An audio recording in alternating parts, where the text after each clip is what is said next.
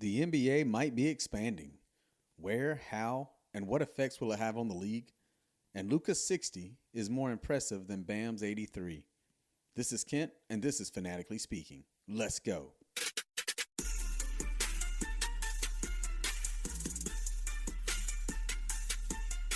Hey, what's up, everybody? And welcome to another episode of Fanatically Speaking. And this episode talking about the NBA expansion rumors and Luka going for 60 against Bam and the Heat. So to get into the expansion of the NBA, the talk is they're going to add Seattle and Las Vegas to the league. Now, we obviously know that the Seattle used to have the Seattle Supersonics, and they were changed and moved to Oklahoma City, who are now the Thunder. That was back in 2008. So it's been a minute.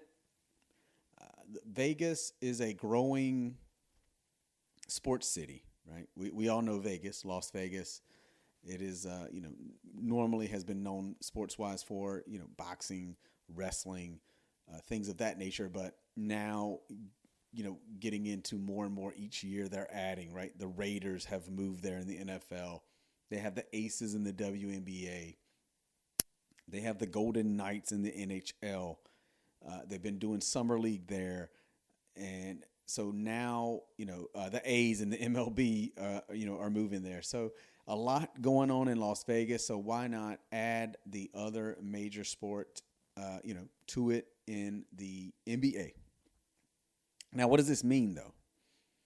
It means realignment. It means a team has to move out of the Western Conference because, again, Seattle and Vegas would not be in the Eastern Conference. They're just too far out west. You can't make those logistics work and sound or even like fudge it, right? There will be some fudging in here, though, with some teams because it's just got to add up. And I did a quick look at the realignment and how would that look. And I know you're listening to me, so it's kind of hard to follow. But here's kind of what I moved. There was a few teams I had in mind already that could move to the Eastern Conference. It's the Memphis Grizzlies, New Orleans Pelicans, and the Minnesota Timberwolves. I think those three are kind of north, south, central, slight to the east, maybe in the middle. So it's kind of hard for those teams. It's not hard, but it's kind of, those are the three where they could be moved. Everyone else would be hard to move, especially with history, things like that. So the Grizzlies, Pelicans, and Wolves, they're kind of not historically a long tenure in the NBA. The Wolves are the longest, and the Pelicans, of course, were the Hornets, and then they became the Pelicans once the Hornets changed the name, back to Charlotte from the Bobcats, and that whole disaster, as I call it, moving the original franchise. But anyways, to the realignment, what would it mean? And after going through this a few times, I think one time I had the Pelicans in the East, and then the Wolves would make sense, but then it wouldn't make sense for the other team to be in a certain division. So as of now, the NBA alignment is there's three divisions in the East. There's three divisions in the West.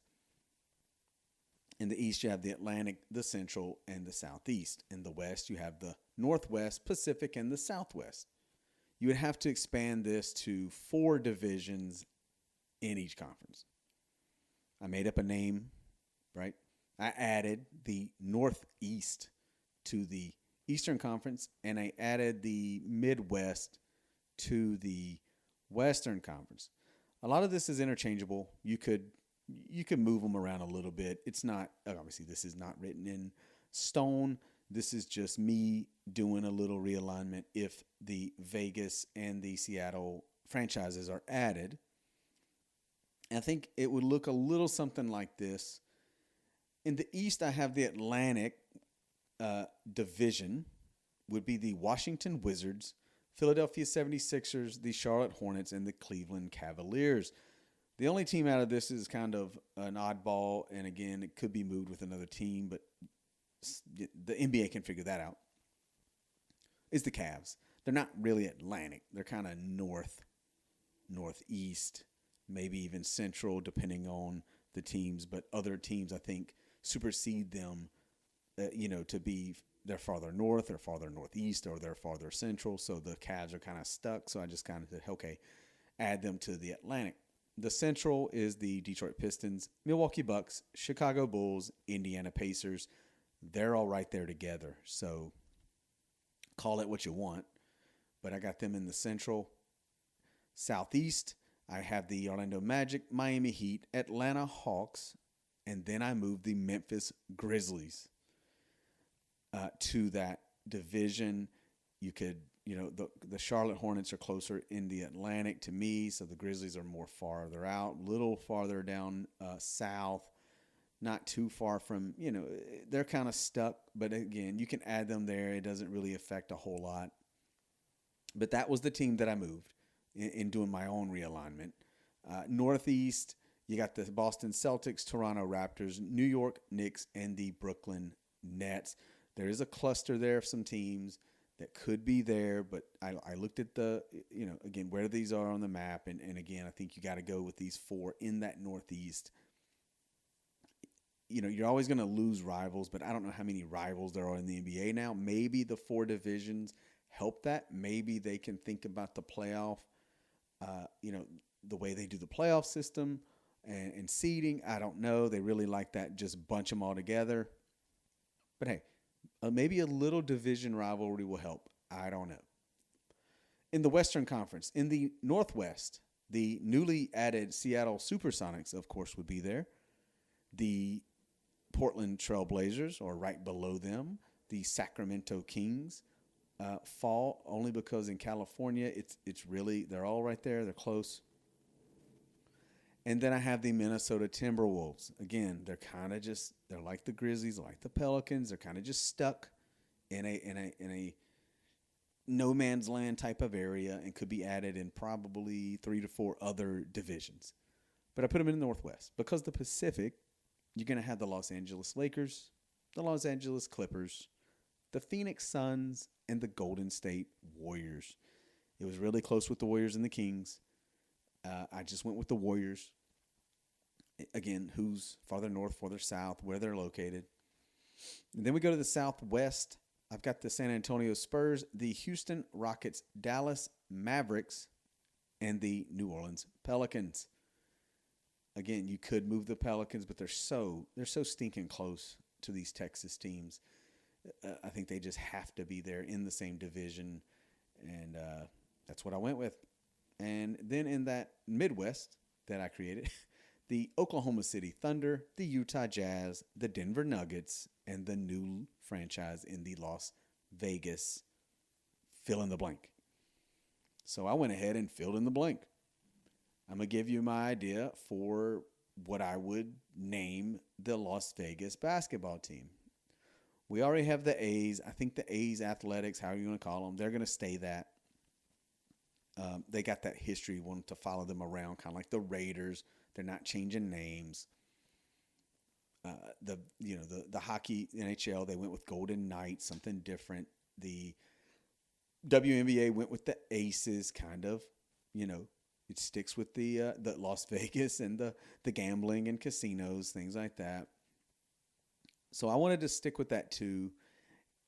And I want to say that this was my idea, but it's not. I heard this somewhere else when they were trying to say the rename the A's. The NBA should jump on this. Go ahead, get it. Whatever you got to do. If you've ever seen the movie Rounders, it's a great movie. It's a classic. Matt Damon, John Malkovich, and Ed Norton. Yeah.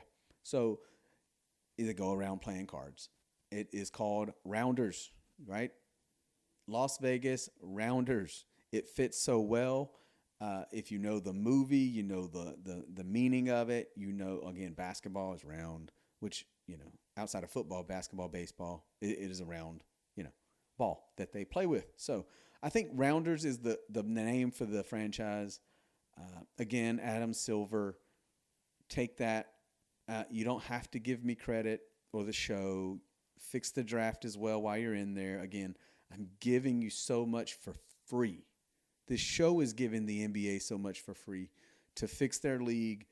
I just gave you the divisions as well. If you want to take that too, the realignment, I got you. The name for the Vegas team, I got you. Fixing the draft and the league in general, the lottery play, all that, we got you. Now, with all that being said, back to the Vegas and Seattle. It's crazy. Seattle should not have had to wait this long to get a team back. I mentioned it's almost been 20 years, so it's 18 years that we haven't had a team in Seattle. I get it. Things happen in these cities with arenas and the city paying for it. Who's going to pay for it? Ownership. I mentioned Charlotte. That one, again, when I say disaster, it's because the owners, George Shinn and Ray Woolridge, moving the team to New Orleans, wanting the new arena uptown, and all the, back and forth, and they couldn't come to agreement, even though the Hive was at a great spot there. Again, I'm in Charlotte, so the original Charlotte Coliseum, the Hive, their own, Tavola. It was in a great spot, great parking lot. If you ever go to a Hornets game now and you went to games at the original Charlotte Coliseum, you know how smooth it was traffic-wise, getting in, getting out. It was just amazing, and the atmosphere. So they didn't, they wanted to move it uptown, whatever the case. They could have built one there, but anyways, they left. So 2002. At the end of the 2002, they left for New Orleans, and then they got a team back within 2 years. Then they had the Bobcats, which insanity, because then they got their eventually they got their arena. They had to play at the old Coliseum first, I believe, and then then they got the arena downtown. So I'm like, lose our original franchise. Still get a team with a worse name. Now we get a team, like I said, with a bad name. Ended up being a bad owner. Right? They gave it to Bob Johnson instead of Larry Bird's group. And, ugly colors. I try to forget the Charlotte Bobcats existed. But again, when you're dealing with these expansion teams or relocation, now here we are 18 years later. So it'll be probably, 20 maybe, before you get Seattle in there, maybe a few years, who knows. So again, they should have never left Seattle, and again, you just look at those last two relocations and you're like, okay, Seattle went to OKC. OKC, of course, got built up when the, New Orleans, at the time, they were the New Orleans Hornets, because of Katrina, had to go play in OKC. They saw what a great, atmosphere and the fans were there in OKC. They get the Thunder. And again, now we're talking again 20 years later, and they may get a franchise back, where Charlotte waited a few years and got a franchise. So it's really weird. It's all got to do with the league, ownership, and the city. But here we are, expanding into these cities, and I like it. I'm not mad at it. Where baseball expansion, which I'll talk about on another episode, I think it's more broader. I don't think it should be, two teams out west. I think you give an Eastern team and a Western team. But in this case, I think the best option is to, do the out west, give Seattle back one. And, of course, Vegas is just growing in every sport. So with that being said, what does this do for the league? If we got it all set up, now what does it do? Does it hurt? Does it help the league? Well, I think if you're saying does it hurt, does it help? I think it spreads out talent. I think there's more talent in the league than you think. Obviously, the NBA is expanding at a slower rate than like the WNBA, but I'll get into that. Will it end super teams? Or will it just be, they'll still pick the major cities, or will these cities become major cities? Seattle's no slouch, and obviously, Vegas is a attractive city. It's a tourist city, but, so is like Orlando or, New York and LA. So there's always things to be said there. But, I don't know if it does help or hurt more. It could hurt. But, again, that depends on what the NBA and Adam Silver does with the league and what they do. Like, do they change what they're, try to get it competitive? How do you do the lottery? How do you do the seeding? All that matters. once again, just listen to our episode about it, the episode for the show. And again, we will fix the league. I can fix the league. Log offs on here. We can fix the league. But that matters here. It could go either way. I think there's some good talent in the G League. And when I say there's talent to be spread out, that's definitely a case here. Like, you hear these stories of guys that say, hey, we can't play you because we're paying this guy so much money. So they're making us play him over you. Even though you're playing better, we got to play him. So now that better player who's, not getting time, now there's a franchise for him. Now you can, the Sixers gave away Jared McCain to the Thunder. Now you don't have to give him away. Now there's another place for him to play. He could probably start. He could probably be a real contributor. Even though he is contributing at OKC, that's what I'm talking about. When I talk about spread the talent out, I think there's enough talent to spread out to 2 more teams. I think there's a lot of talent in college. I think there's some talent in the G League. You're always going to get, more teams better than others. That's just the way it is in sports and in anything. You just don't want the tanking that's going on. And again, that's a fix that has to happen if you definitely has to happen if you do this. You have to come up with a better system. So now that we have every team, if we're at 32 teams, then we got to have every team competing. So I don't think it's just like, oh man, it's going to hurt the product more because it's another team and it's going to make the league worse. No, you have to tweak what you're doing now. Do it now, tweak it now, get it fixed. And then when you add these 2 teams, you'll already have the fix in place. You'll already, have it ready. So when they come in, it's just business as usual. You keep on trucking, you keep on moving. That's what you have to do.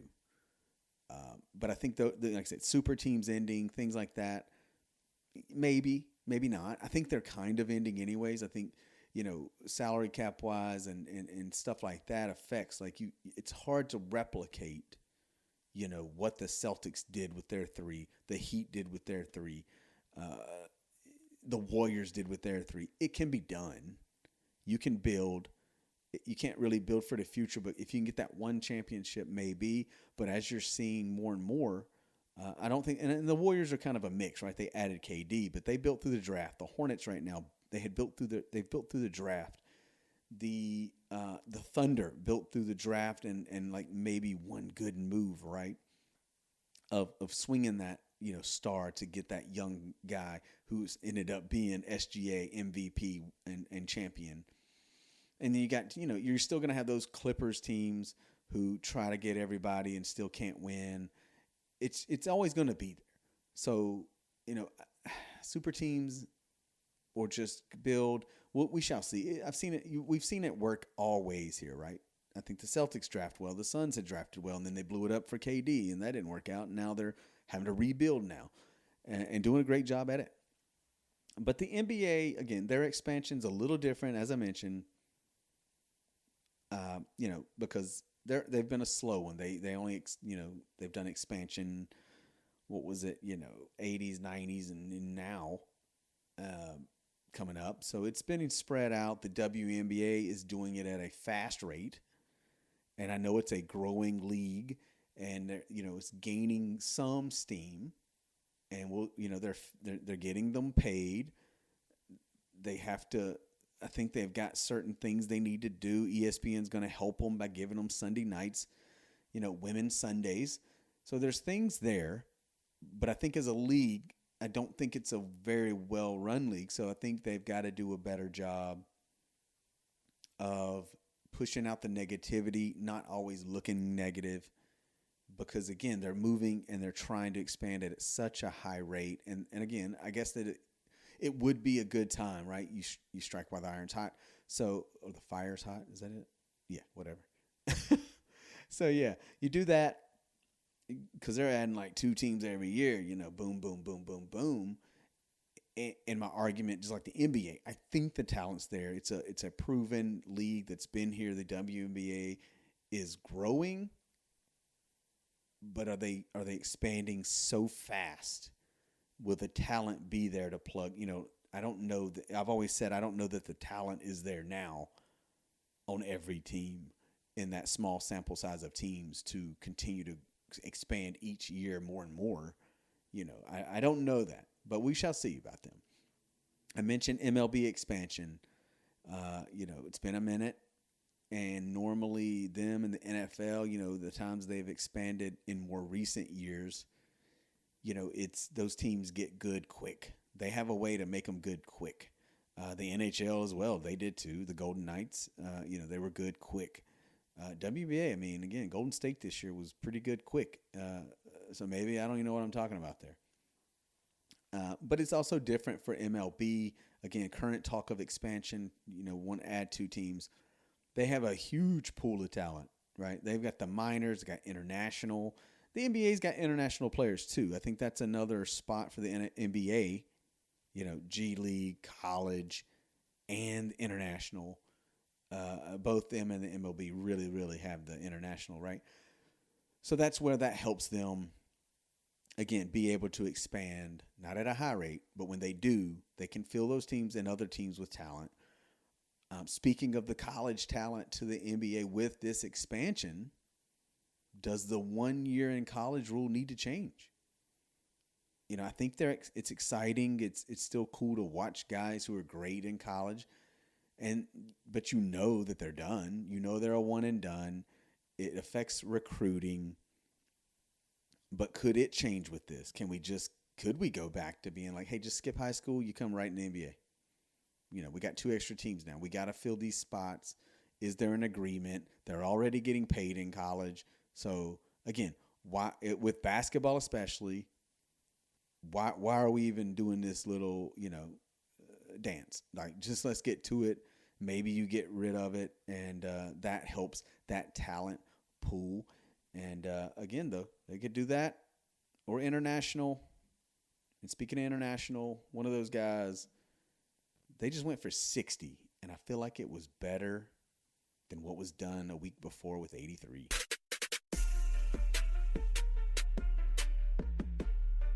All right, so that international player, Luka Dončić, right, with the Los Angeles Lakers, you may say, well, I've seen guys, go for 60. What's the big deal? It's been done. Well, Luka's also gone for 73 as well in his career. He gets a lot of flack. He's gotten a lot of, negative talk about him, even though that we know now the Lakers won that trade with the Mavericks. And they talk about his being in shape and his commitment and his crying about fouls. But Luka's a star. That cannot be argued anymore. He's a star. But I wanted to look at his 60 points that he put up on the Miami Heat. And I'm going back to that Bam Adebayo 83 that was put up against the Washington Wizards.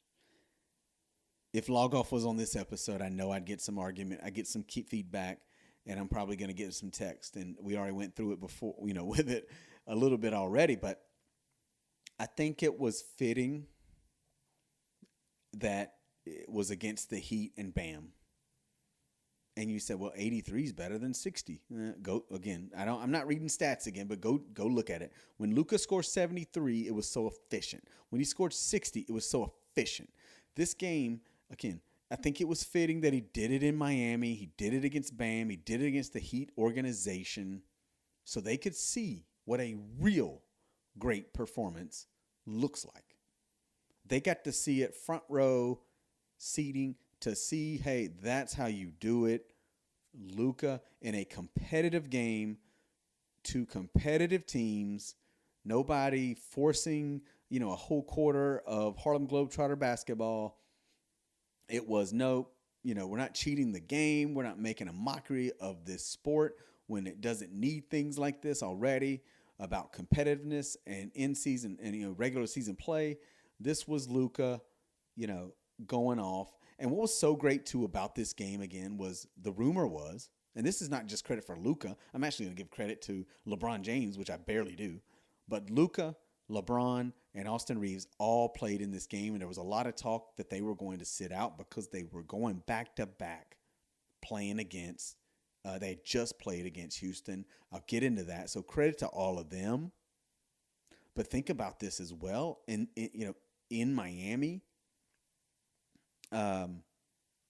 again, The crowd is chanting MVP, which could be real now because Cade Cunningham is out with the collapsed lung. Jaylen Brown's going to get votes. SGA is going to get votes. Wemby is right up there too to get votes with the way the Spurs have just jumped the line. So Luka is Miami, they just saw Bam go for 83. They enjoyed it. And Miami fans, the Heat fans are what they are, right? Leaving the finals early, thinking it was over, trying to get back in. When they came back, Ray Allen hits the shot. But they're chanting MVP for the other team because Luka is putting on a performance of 60, not 83, 60, but against a great, a good team, and a playoff team in the Miami Heat.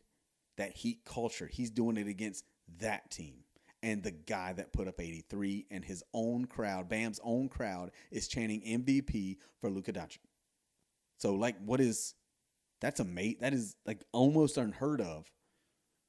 Now you can, again, look at it two different ways. It's just appreciation of what they're seeing, or they're just fair weather fans in Miami. But as I mentioned, though, credit to them for playing that game. Credit to them for,